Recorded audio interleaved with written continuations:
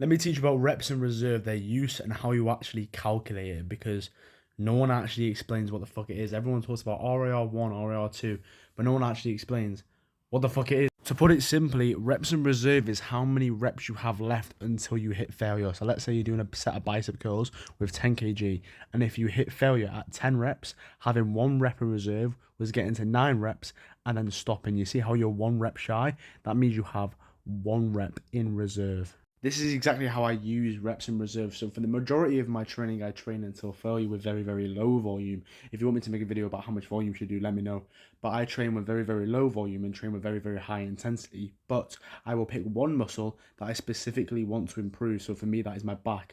And I would just increase the volume of sets per week that I do for my back. And I would use this reps in reserve tactic. So this is exactly what I do. I do maybe 50% more sets per week for back than I would the rest of my muscles. And on the first set of every single lift that I do for back, I will train with 1 or 2 reps in reserve. So let's say I was doing lat pull down, for example, and I'm pulling, and usually I'll get 10 reps at failure. I'll do 8 or 9 and then stop. And then my second set, I will then go to failure.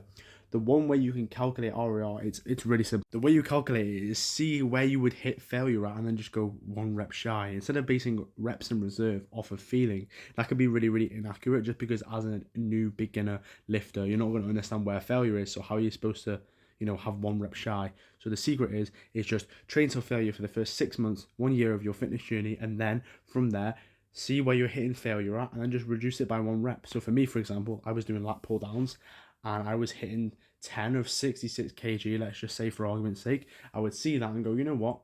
I'll just do 1 RAR, so now I'll do 9. And that's how I know I'm accurately hitting 1 rep in reserve on my entire set when I'm doing this increased volume for one specific muscle to grow more. So if you want advice on volume and this specific tactic in more depth, just let me know.